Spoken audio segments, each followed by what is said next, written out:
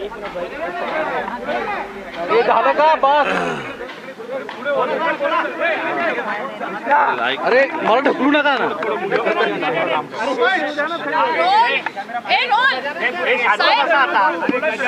साहेब आज तुम्ही मतदानाचा हक्क बजावलेला आहे. अजूनही मुंबईकर जे आहेत ते उतरलेले नाहीयेत. गरमी म्हणा किंवा सुट्टी म्हणा, अनेक जण बाहेर गेलेले बघायला मिळतात. गांभीर्याने या लोकसभेकडे बघण्याची गरज आहे. हा सर.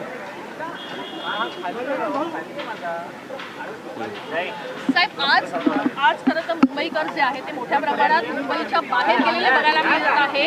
आणि एकूण आता जर त्या पद्धतीनं तुम्ही कुटुंबासोबत मतदानाचा हक्क बजावलेला आहे, अजूनही मुंबईकर जे आहे ते मतदानासाठी उतरलेले दिसून येत नाहीयेत. काय आव्हान?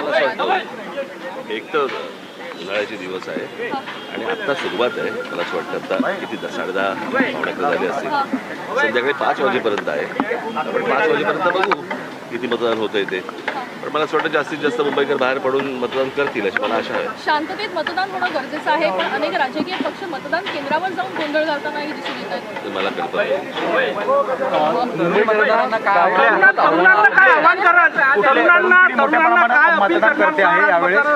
काही नाही, तेच घ्यायचा बेटा वाक्य आपलं, मतदानाचा अधिकार बजवा.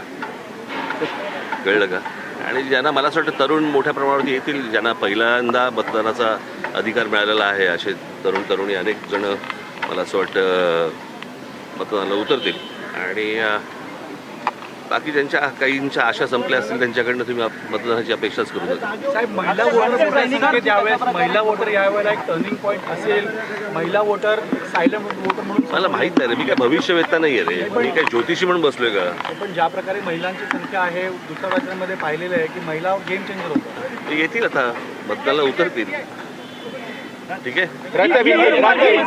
निवडणूक मुंबईसाठी महाराष्ट्रासाठी किती महत्वाची असं तुम्हाला वाटतं? कारण की वेगळी निवडणूक आहे, 2 पक्षाचे 4 पक्ष झाल्यानंतर किती महत्वाची आहे. हो. चला. साहेब हिंदी साहेब